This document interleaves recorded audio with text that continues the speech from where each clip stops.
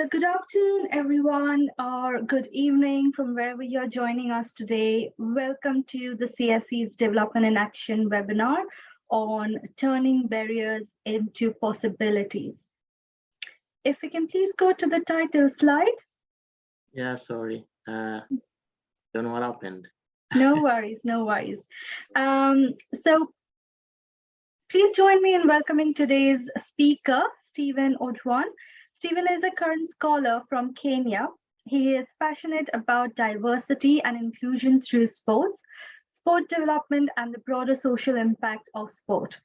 Stephen has previously worked as a parasports coach at various organizations and events, including the Kenya Special Olympics and the Kenya Paralympics. He continues to enhance his knowledge whilst on scholarship by engaging in various activities and opportunities, including volunteering at the recent 2022 Commonwealth Games held at Birmingham, UK. Stephen is completing his MSc in Adapted Sport at the University of Worcester. I know that I am personally looking forward to this presentation and hearing more about Stephen's expertise in the field of parasport and learning more about his recent experience at the Commonwealth Games. I would now like to welcome Stephen to begin with his presentation and share his research study on the topic. Once again, Stephen, on behalf of the CSE alumni team and the wider CSE participants joining this webinar today, a huge welcome, and over to you now. Thank you very much, Eva.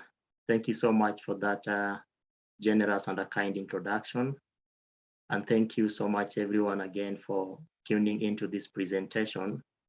I'm really so pleased today to be speaking to us about parasport development in Kenya on the theme of turning barriers into possibilities. And I've been speculating that this is a perfect timing in line with the just completed Commonwealth Birmingham Games. And as well, I also speculate is a perfect timing again in the true spirit of equality, inclusion, and diversity with the Commonwealth Games that actually awarded more medals to women athletes than male athletes and had the largest ever integrated parasport program. So today I'll be actually creating awareness about parasport because I know it's still a new developing area that is not that much into public domain. And I will be speaking about my research project and about some of the relevant experience I acquired during my master's studies here in England. So without much ado, I'd love to move us to the next slide. So this is just an overview of what this presentation will entail. Sorry. So in this webinar, I will talk about my brief story, how I got to specialize in parasport. I will introduce to us briefly about parasport, and then how does parasport actually link to some of the United Nations SDGs. Then I'll talk about the main focus of this webinar presentation, that is parasport in Kenya, and link it to the synopsis of my research project because it is still an ongoing project. So I may just talk about the background information, rationale, purpose, and the research questions and the research design itself. And then finally, I will present some of experience that I gained through my master's studies here in England through the Commonwealth Shared Scholarship. So having said that, so about myself, how did I get into parasport? So I studied a bachelor's degree in Masinde Muliro University in Kakamega in Kenya. That is in the years between 2016 to 2020.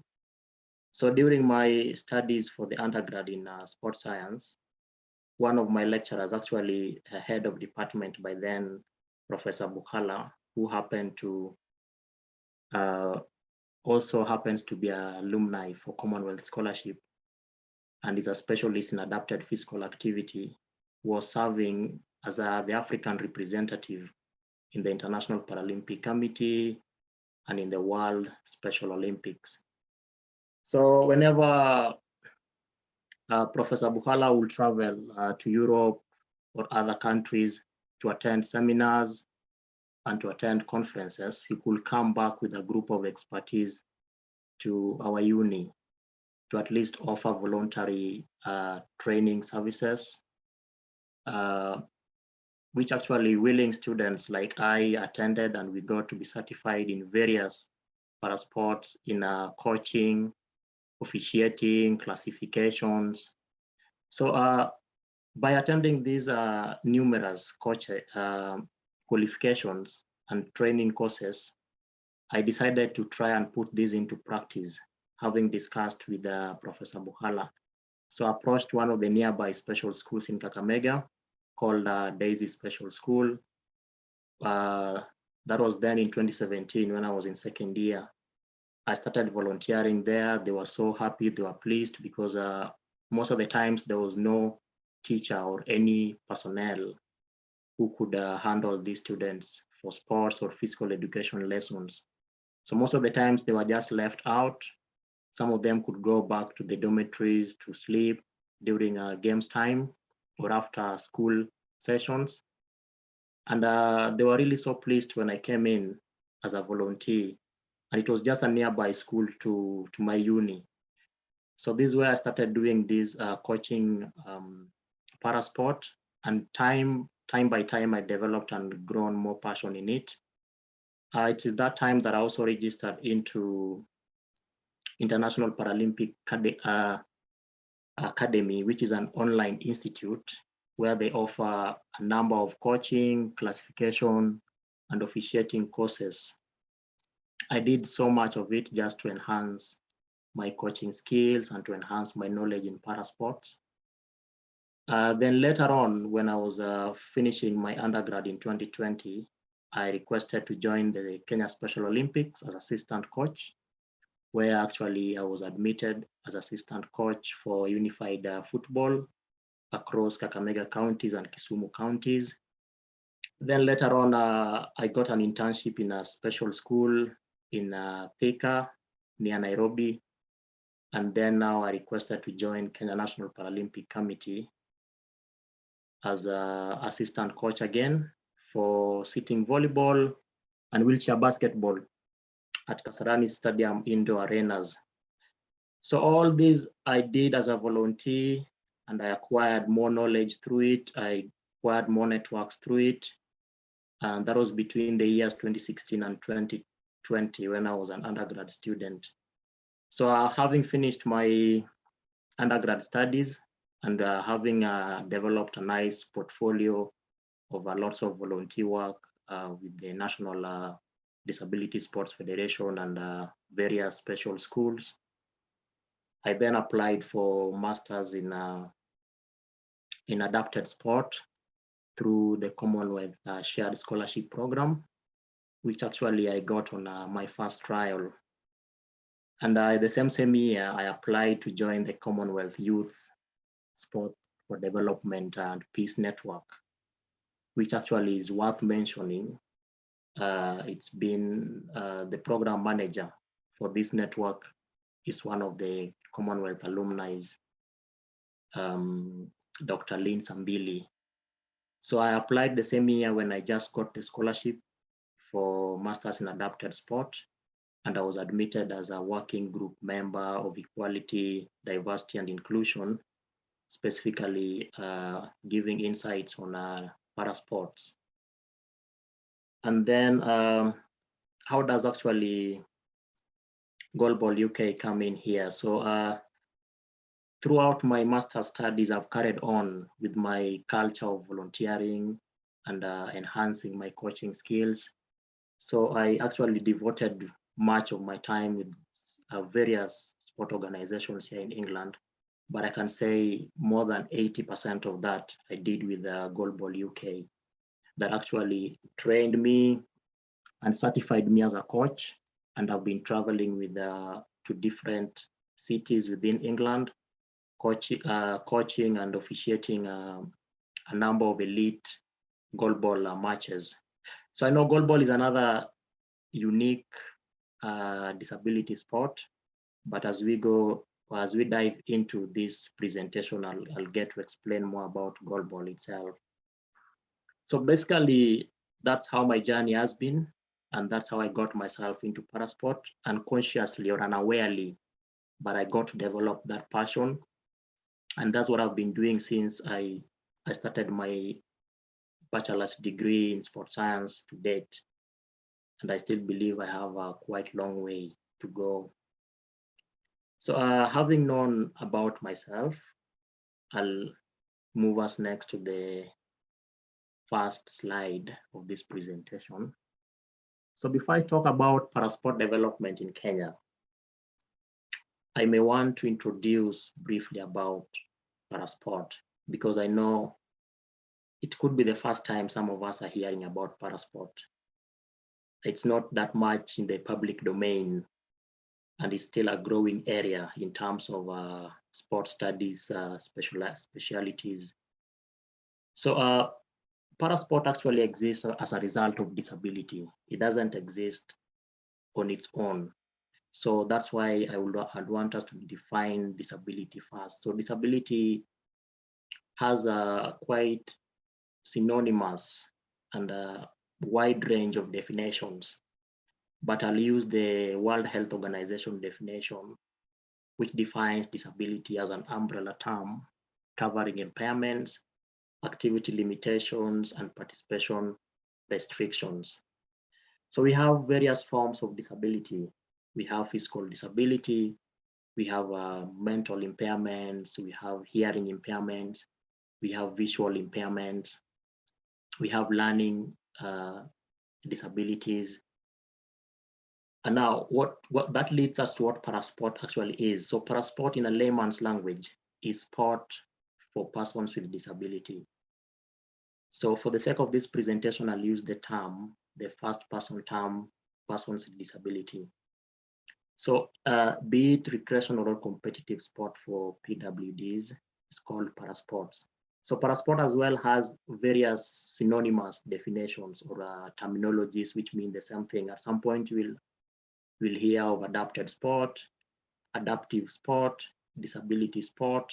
So all these terminologies derive to the same thing. They're all used to mean the same thing, but in different contexts. So like when it comes to competitive, actually when it comes to actual participation in sport, we use the term parasports. When it comes to academia and research, we use the term adapted and adaptive sport more often. So on the right here are images of examples of parasports. So like the first image here is an athlete playing sitting volleyball. Sitting volleyball is actually modified and adapted from the normal standing volleyball. We normally modify the rules, regulations, and facilities to accommodate the special needs or the specific needs of persons with disabilities. So like in sitting volleyball, we reduce the size of the court from the normal 18 by 9 meters to 10 by 6 meters. And then we reduce the height of the net to 1.15 meter. And often at participation level, we use a soft mat because you have to be seated on ground while hitting the ball. So this is one of the Paralympic Games, actually one of the most watched Paralympic Games. This is wheelchair basketball. This is wheelchair archery. This one here is para athletics, track, prosthetic runner. Here is boccia. This one here is wheelchair racing. This one could be wheelchair tennis or wheelchair badminton because of the racket. So these are not but just a few examples or samples of parasports. Some of us might have seen this somewhere, maybe on the telly or on the recreational parks or in our unis. Just to move on the next slide after introducing parasport.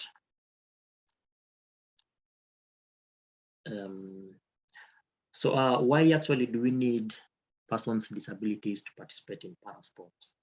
What are some of the benefits of participating in parasports? Having modified and improvised the normal sports to suit the needs of persons with disabilities, what are the benefits? So just as a normal physical activity and sports have numerous and various benefits to non-disabled athletes, so is parasports. Or I've grouped these into three broad categories. So the first category is physical and health benefits.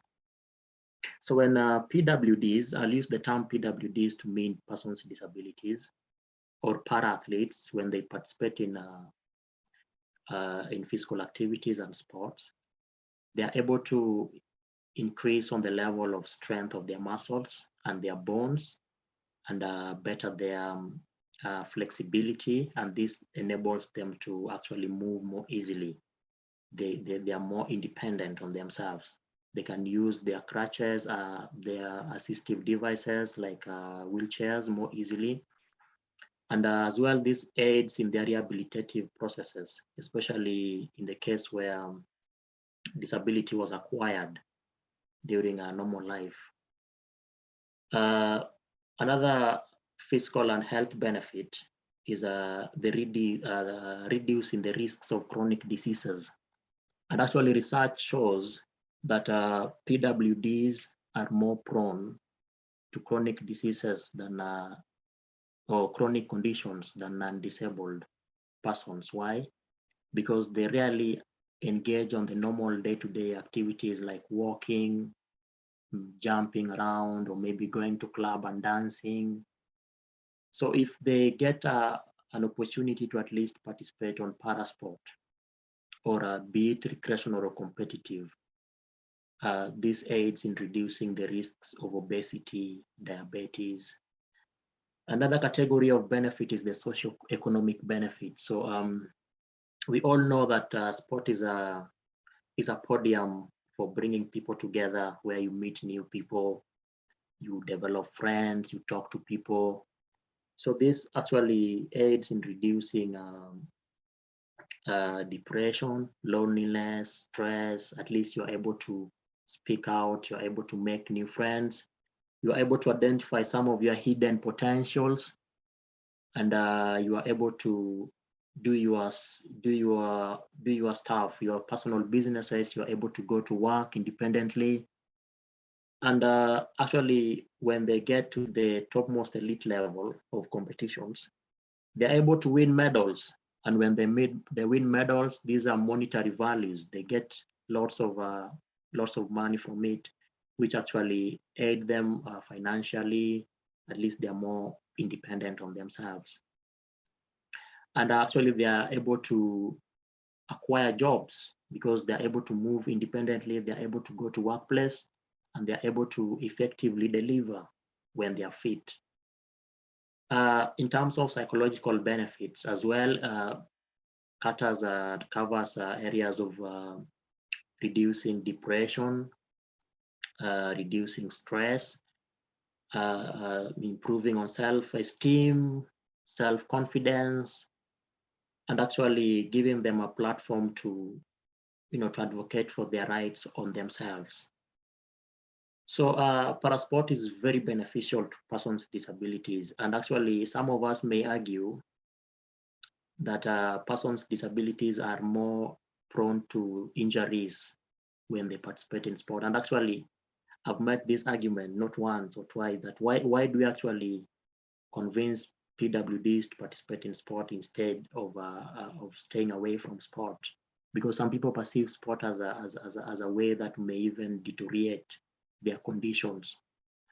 So I'll explain that further through this presentation, whereby we have a different option of sports that suit their needs, their levels of disabilities. So we know there are levels of disability that we cannot recruit to play wheelchair basketball or wheelchair racing, but we know specific sports that at least they can participate effectively, safely, and benefit from all these aspects. So having discussed the benefits of sports to persons with disability, I may want to move us to the next slide about actually why or where is the idea of parasport originating from?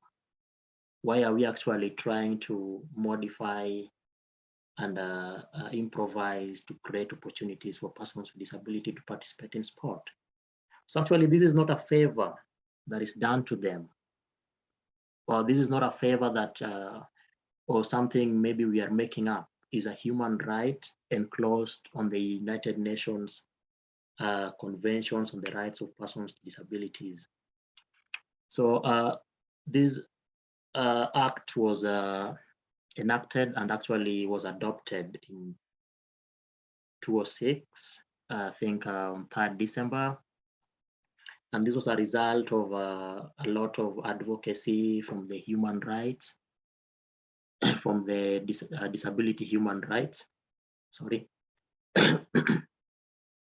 So this act has more than 50 articles. Actually, it has specifically 50 articles.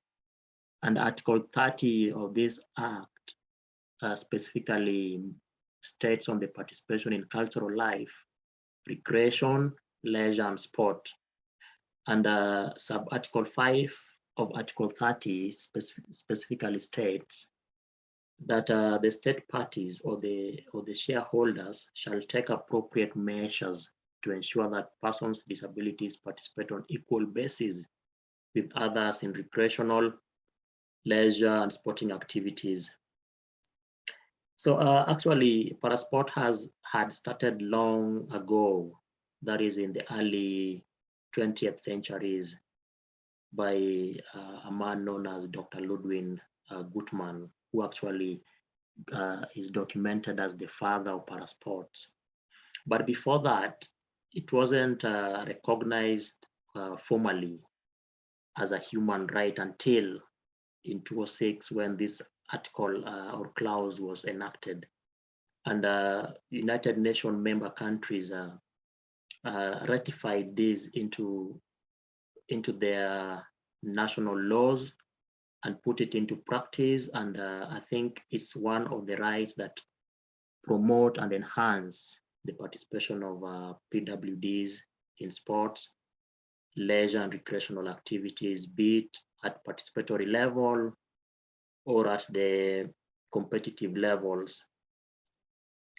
So UN having recognized that right, there's a way that parasport actually linked to the United Nations SDGs. And I would love to speculate that actually parasport interrelate and link to all of these SDGs, as from SDG number 1 on no poverty to the last SDG or number 17. But I would just love to touch on a few of it actually, but not all of it that is directly linked to parasport. So like SDG number 3, which is good health and well-being. Just as I've mentioned on the benefits of parasports and physical activity to persons with disability, on the good health and well-being, they are physically fit, they have better, stronger muscles and stronger bones, and their flexibility is better, and they're more independent. They're able to move around independently. They're able to go to their workplaces independently. They're able to acquire jobs. They're able to reduce the risks of chronic conditions. And that collectively achieves the SDG number 3 on good health and well-being.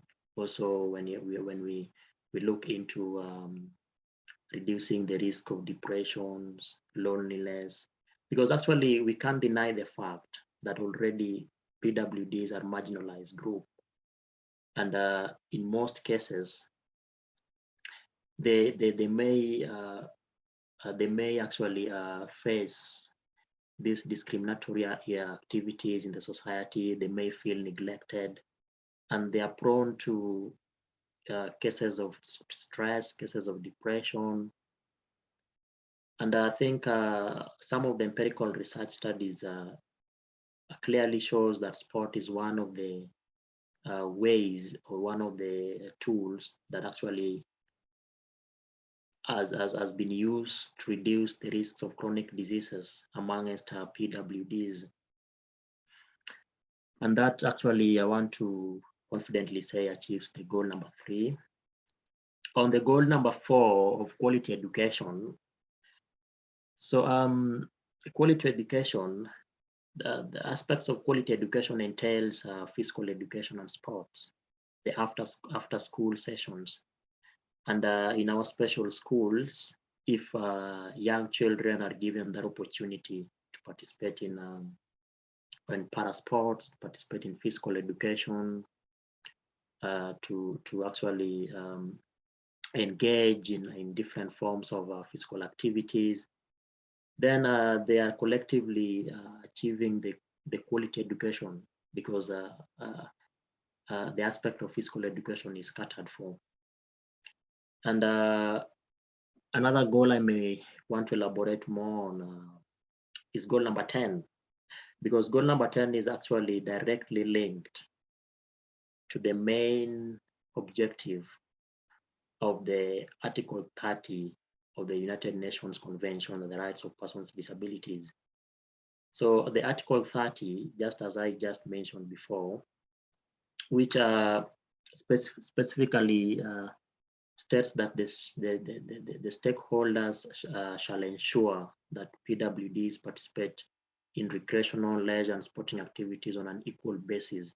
So when this actually is achieved and PWDs are able to find those opportunities to participate, we will have reduced inequalities.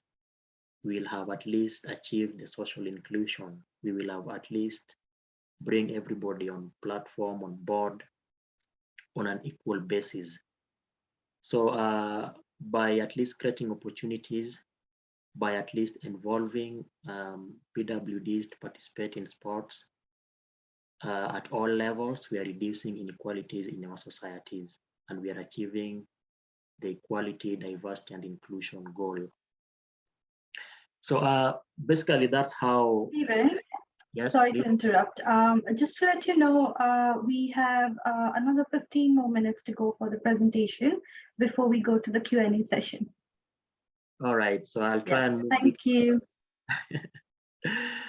Yeah, so that's how SDG relates to parasports.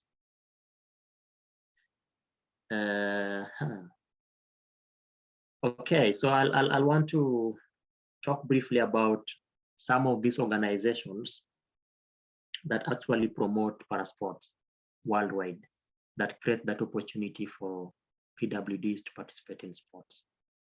So one of them is International Paralympic Committee, worldwide known mostly is the topmost elite sport competitions for PWDs. Another one is Special Olympics, that focuses on intellectual impairment, but it's not much focused on winning medals, but is more focused on friendliness and togetherness, the spirit of sharing, whereby everybody goes home as a winner. International Paralympic Committee is more focused on physical impairment and is more focused, it adopts the culture of winning medals just as Olympic Committee for Olympic Games. Then the Olympics is for the deaf athletes, also organizes sports competitions after every 4 years. Commonwealth Sport here stands out as the only mega sport event that actually integrates both parasports and non-disabled sports together. Actually, all of these other sport organizations separately organizes sports for disabled, but Commonwealth Sport does it in a way that all events are done together in one venues. On athletes share the same villages. Athletes are awarded the same monetary medals as non-disabled athletes, whereby if you are to buy a ticket for a morning session in a Commonwealth sport event, you will watch maybe, let's say, for example, 100-meter race for non-disabled athletes, and thereafter, you will watch a wheelchair racing competition for a 100-meter race. So you will find an opportunity to watch at least a bit of parasport at the same time, watch non-disabled sports at the same time on the same venues, which I think they are making a broad and a brave step to achieve the equality, diversity, and inclusion advocacy that is ongoing. Now, a brief about my research project. So my research project, that was just generally about parasport, introducing you into parasport and at least giving you an overview of what parasport means and the organization that are actually in charge of parasports. So this is my research project. It has two specific objectives: to explore the Kenyan parathletes' lived experiences and how these shape their participation and performances in elite parasports. And another objective is to identify and formulate propositions that could enhance parasport participation in performances in Kenya. So this is a qualitative study, and I'm using semi-structured interviews to collect data. Actually, I'm collecting data through online interviews, which I'm actually finishing soon and analyzing the data. So I may not talk more about it, but I'll just talk about the introductory and the rationale and the reasons to why actually we need to formulate and enhance participation in Kenya. So my respondents are the Kenyan parathletes participating at the national and international levels for various disability sports federations. So why do I need to conduct this research? Why do we even have to turn barriers into possibilities? So before turning these barriers into possibilities, I needed to at least elaborate more on what are the barriers already which are existing in place, or which are athletes who are in Kenya are facing as they try to participate in parasports. So this is a research which was done by Crawford and Stoldoska in 2017 in Kenya. And they grouped these barriers into three stages: basic constraints, intermediate, and fundamental constraints. So at the basic, whereby athletes can negotiate at their personal level, we have challenges such as inadequate equipment, such as sports wheelchairs, prosthetics. We have inaccessible facilities, inaccessible stadiums, few number of qualified coaches, problems with transportation from home to the training grounds. At the intermediate constraints, where athletes don't have much power to negotiate, we have employment issues, whereby they really have to focus more on getting meals rather than just going to participate in sports, because they don't have formal employment, and legislation challenges. That's basically government recognizing parasports. And then at the fundamental constraints, where they totally have no control, is the negative attitudes at our societal levels towards people with disabilities. Actually, many people believe that persons with disabilities are not even supposed to participate in sport. And there are cultural beliefs that are attached to disabilities. Some people still believe that persons with disabilities are as a result of curses, or maybe some sin that their parents could have committed, which I think are just beliefs. When people doesn't know actually that disability, some people acquire disability maybe as a result of an accident, and some is as a result of physiological and biological conditions, something like spina bifida. Somebody is just born with a condition whereby spinal cord did not fully form. So those are some of the barriers at the community level that hinder enough participation of persons with disabilities in Kenya. And these are some of the barriers we are trying to examine. How did these Kenyan athletes who have got to the highest level of participation been able to maneuver through these barriers? and what would they formulate or recommend to be done better to overcome these barriers and increase chances for more athletes to come into ground, to be involved and to participate in sports, and at least to enhance the level of participation and winning more medals at the Paralympic Games. And why do we need that research? Because existing statistics show that developing countries are not performing so well in Paralympic Games. We are left behind in terms of athlete representation. So this graph here shows that developed nations have the highest number of athlete representation in Paralympic Games since 1960 to 2016. And in between here are the middle and low income countries, but at the periphery is the low income countries, the developing nations, which I believe Kenya is one of the countries that belong here. We actually send a very small amount or very small number. We actually send a very small number of athletes to Paralympic Games to represent into a very few sport events. And that leads to the low number of medal success in Paralympic Games. So you will realize that countries from high income levels have won more than a half of the medals in the Paralympic Games since 1960 to the 2016 Rio, Brazil.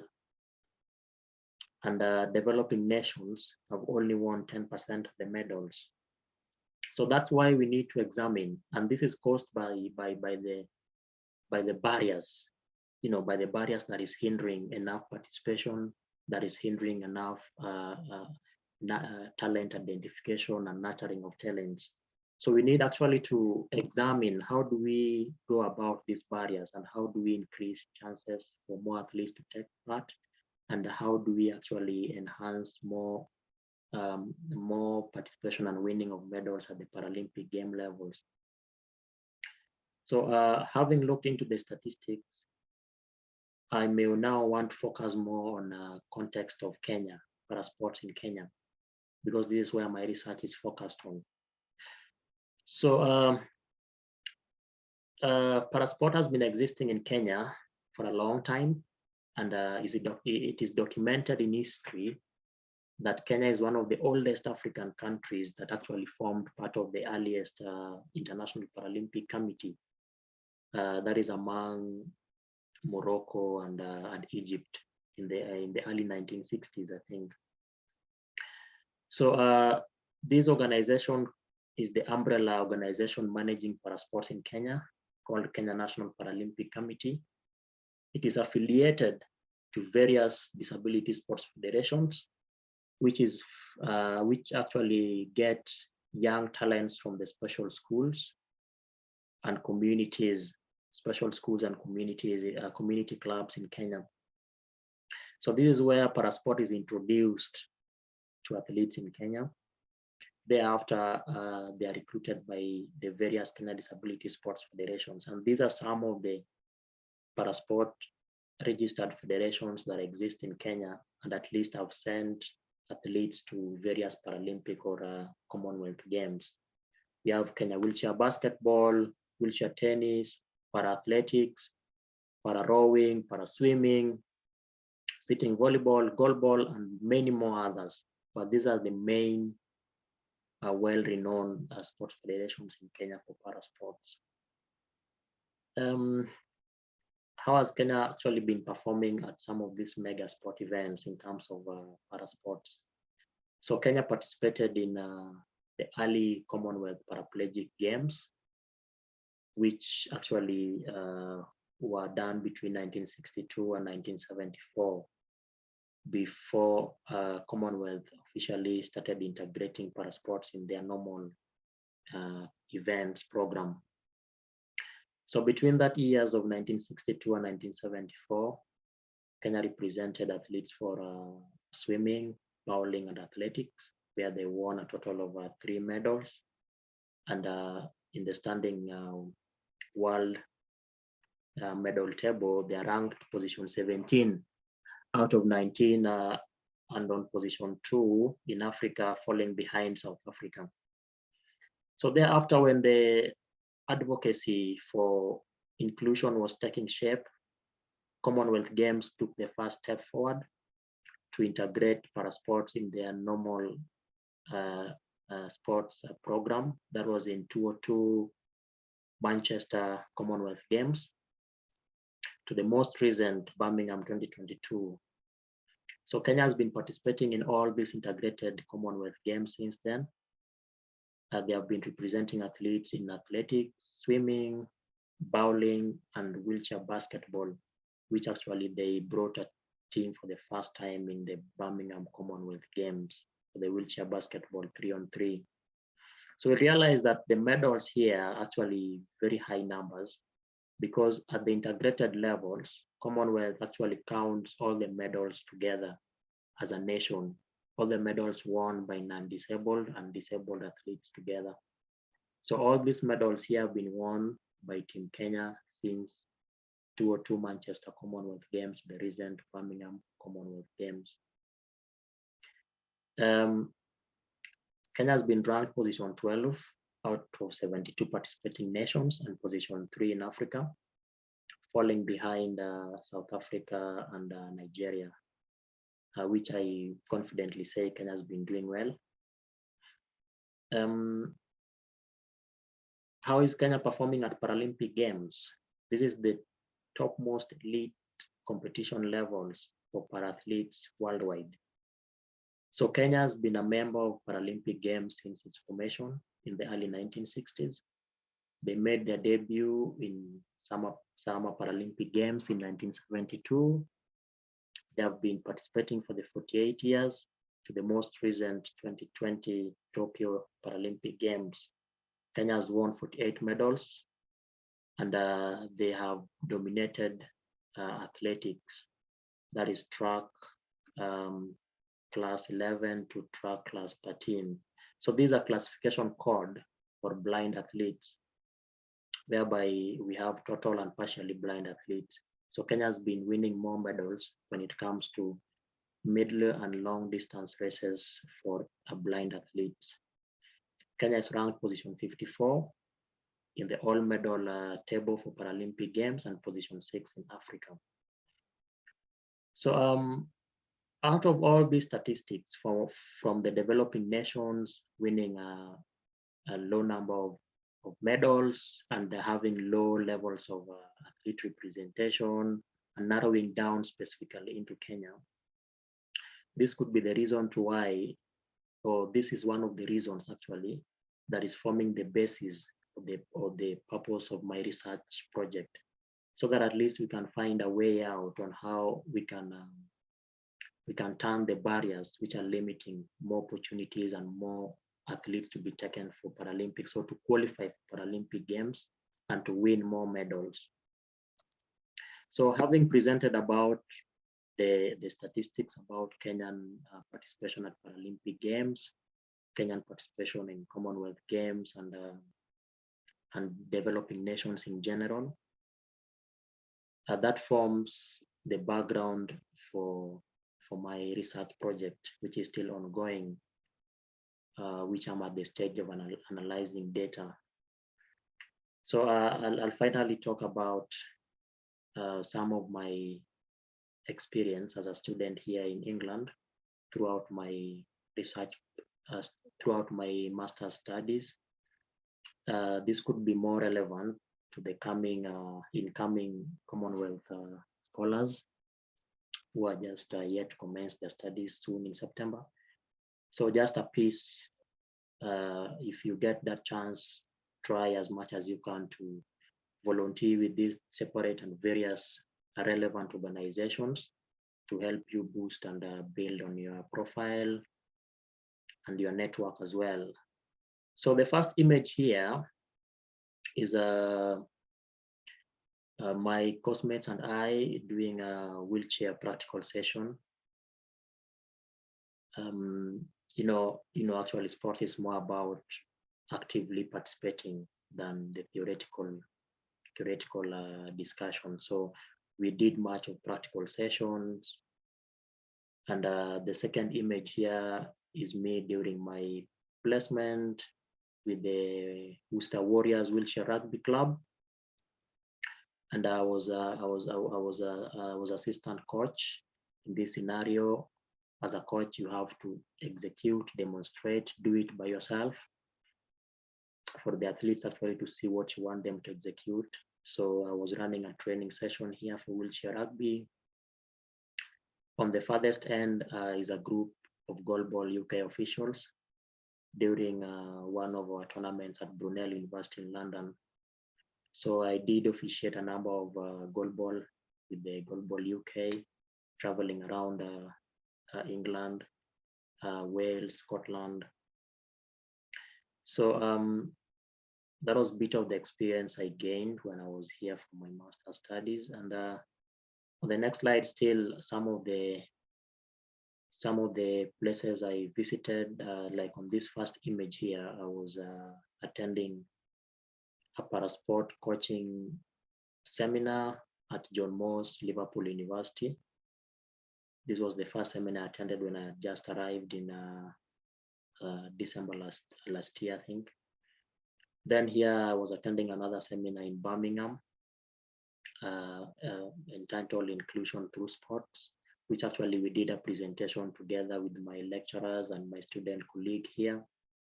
With my two lecturers. I did a perspective on sports inclusion in Kenya.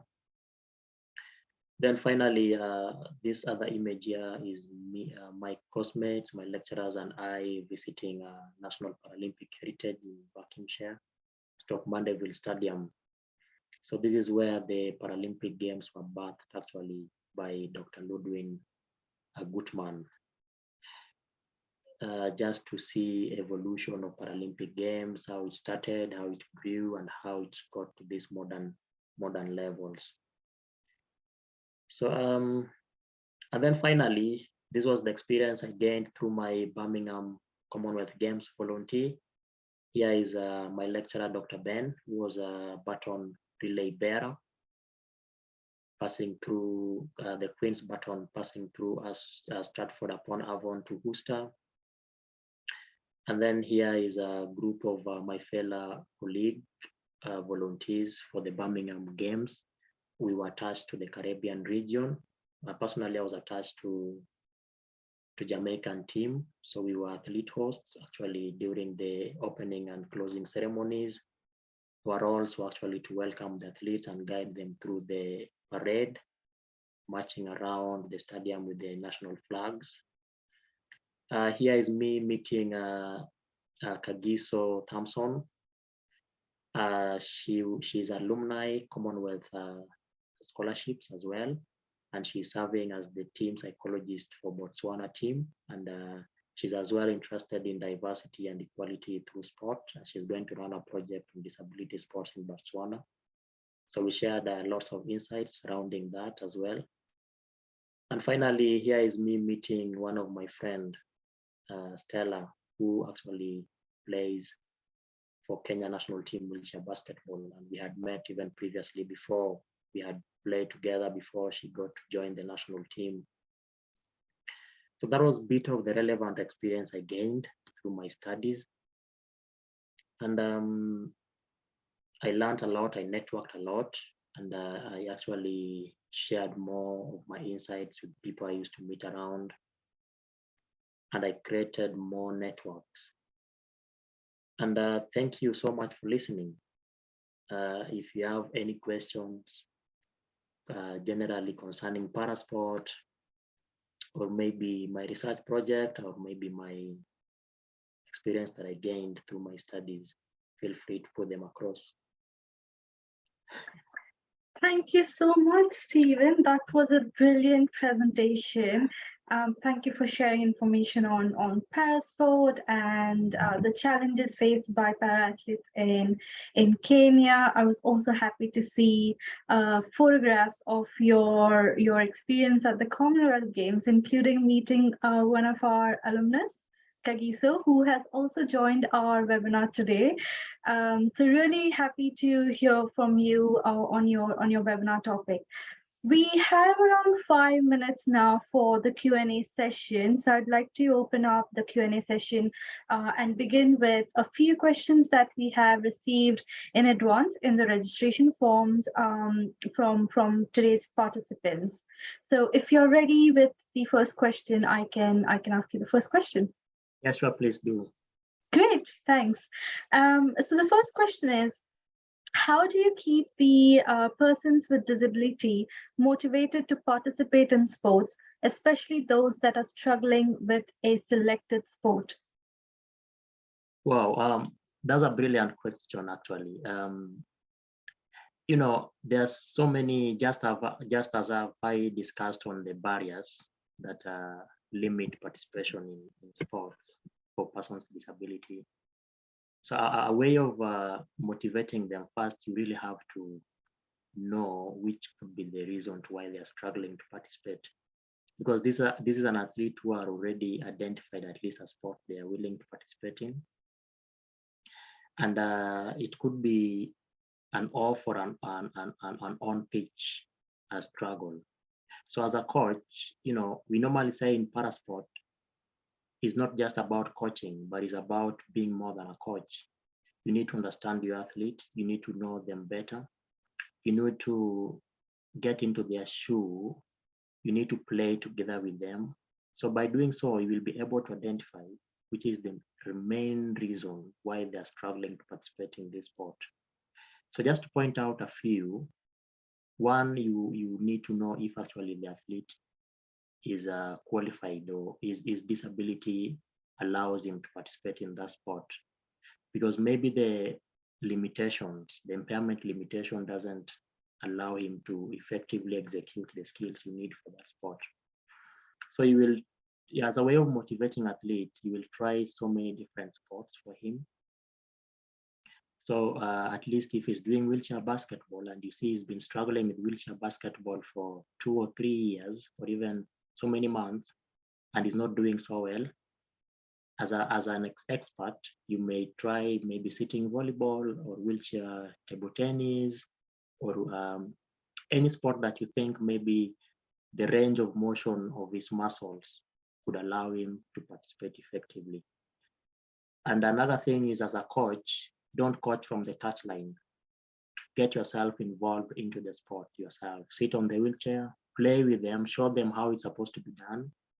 If it's sitting volleyball, sit on the ground, serve the ball, block the ball, spike the ball, and you will know actually what could be the reason why they're struggling. Yeah, so that's another way of motivating by doing it yourself, showing and executing by yourself, and trying so many other sports. Yeah. That's a really great response, Stephen. It just goes to show how much first-hand experience do you have in this area.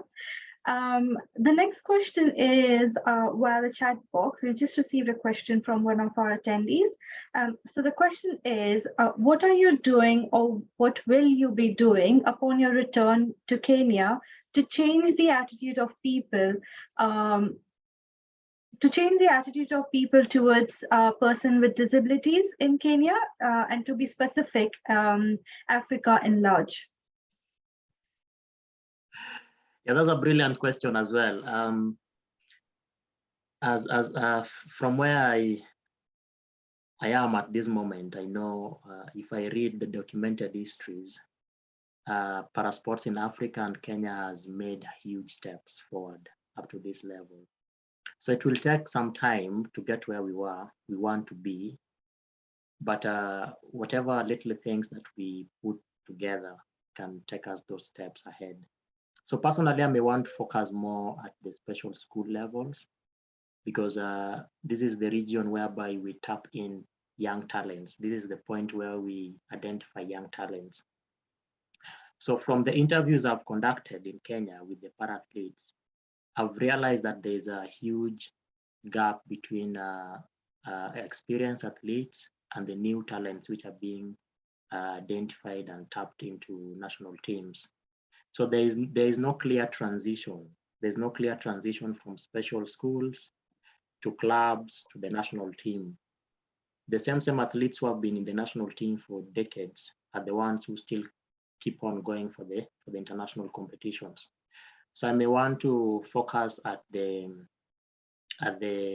special school levels to identify young talents and maybe to organize for training camps, bring together coaches, train teachers about how to coach parasports, and at least introduce these sports at special schools, and link these young talents to the national teams.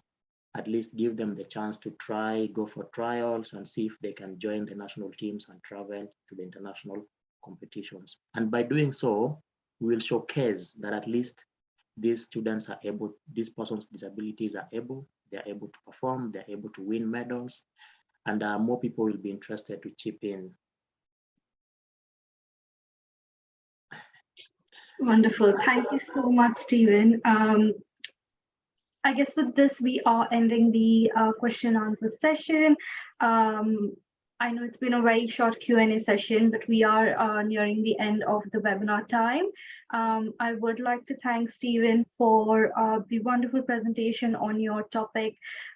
Also wishing you good luck with your research as you come towards the end of your master's study. If we can just go to the next slide, please, Stephen, I'd like to share your contact details. Yes, thank you so much. So there have been a few questions which we were unable to address that have come in through the chat box. If you are working within the parasports space or para-athletics space, within sports for development, and would like to connect with Stephen, please feel free to reach out to him. You can see the email address on the chat box. On the screen, and Stephen will also put the email address in the chat box. Please, Stephen, if you can just add in your email address in the chat box. Stephen is also a member of the CSE Knowledge Hub Access, Inclusion and Opportunity, and is a member of LinkedIn. So please do feel free to get in touch with Stephen if you would like to connect with him. Stephen, before we finish this presentation, before we end, would you like to say a few words to summarize your webinar? All right, thank you everyone for attending this webinar. I may not have covered everything elaborately, but at least I know I've created enough awareness for you out there, at least at your levels of professionalism or whatever levels of a specialty you're doing. Try as much as you can to promote the spirit of equality, diversity, and inclusion. It's a collective goal for all of us. Thank you.